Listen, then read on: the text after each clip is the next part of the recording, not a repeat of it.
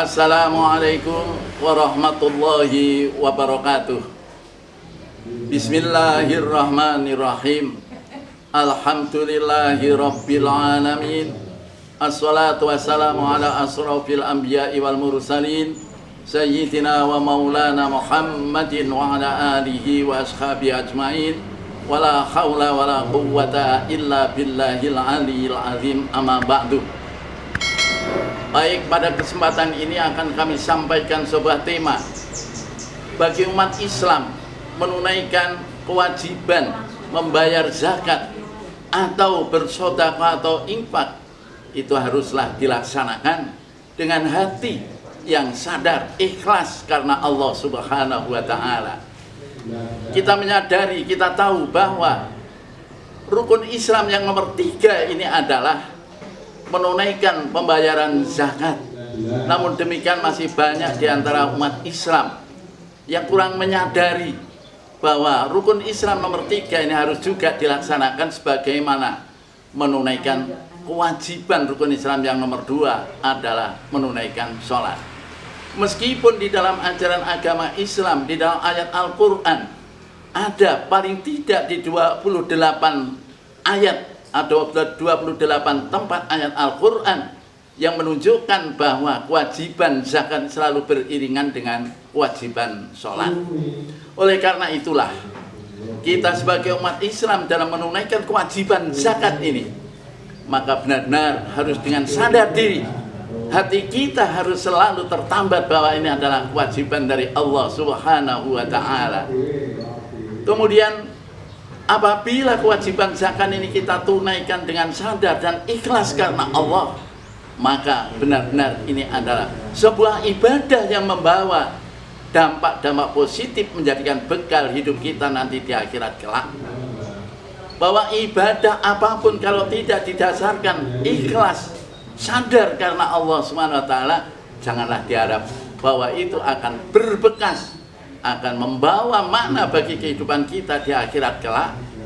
Karena apa?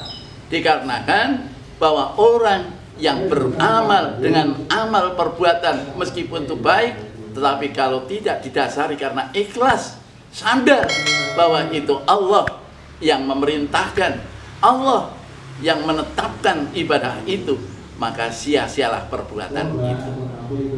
Demikian juga apabila amal perbuatan manusia kelihatannya itu ibadah, namun bukan karena Allah, maka hanya dapat paling tidak hanya acung jempol ucapan sanjungan dari orang lain.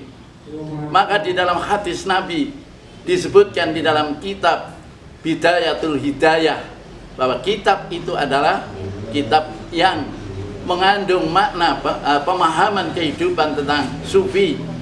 Di sana disebutkan sebuah hadis Nabi, kam min amalin yatasawwaru bi a'malid dunya wa yasiru bi amalil akhirah fa innama hiya bi husnin niyah. Wa kam min amalin yatasawwaru bi a'malil akhirah wa yasiru bi amalid dunya fa innama hiya bi su'in niyah.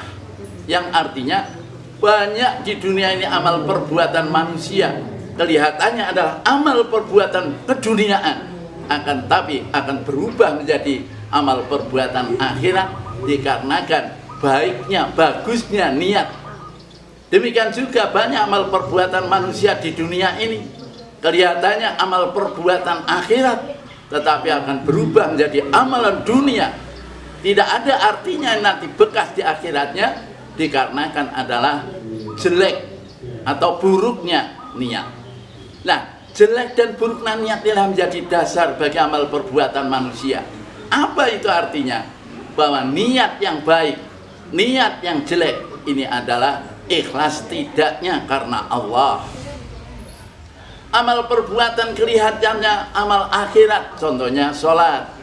Namun kalau tidak karena Allah, sholatnya karena ingin dilihat sebagai seorang imam yang bagus, bacaannya dibuat-buat, sujud rukunya dibuat-buat, maka Allah tidak akan menerima keikhlasannya hanya karena agar disanjung, agar diacungi jempol oleh orang lain. Dapatnya apa? Bukan pahala akhirat, tetapi dapatnya adalah acung jempol, ucapan sanjungan dari orang lain, para jamaah, dan lain sebagainya. Demikian pula kelihatannya amal perbuatan keduniaan, tetapi itu bernilai akhirat karena bagusnya niat. Misalnya kita bersedekah, memberikan sesuatu dalam bentuk apapun kepada orang lain, tapi ikhlas karena Allah. Kelihatannya hanya memberi sesuatu, oleh orang lain diterima dengan senang hati, maka Allah menerimanya dan nanti di akhirat akan mendapatkan balasan dari Allah Subhanahu wa ta'ala. Mudah-mudahan apa yang kami sampaikan dalam bentuk niat yang ikhlas dalam berzakat, infak dan sedekah benar-benar adalah amal dunia maupun amal akhirat. Nabi Muhammad SAW pernah menerangkan bahwa beliau, Nabi Muhammad, pernah didatangi oleh Abu Murrah. Abu Murrah itu siapa?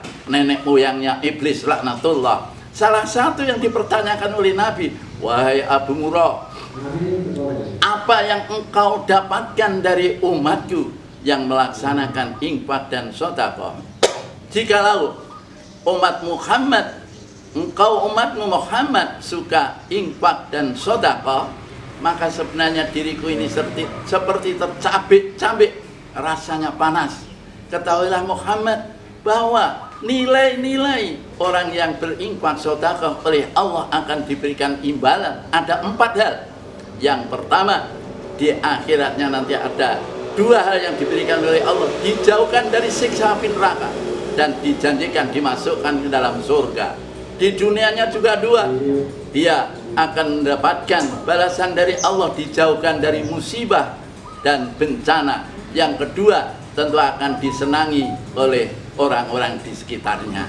Demikianlah, mudah-mudahan kita bisa melaksanakan kewajiban rukun Islam yang nomor 3, berzakat maupun infak sedekah dengan dasar nilai sadar serta ikhlas karena Allah Subhanahu wa ta'ala. Sekian, terima kasih. Assalamualaikum warahmatullahi wabarakatuh.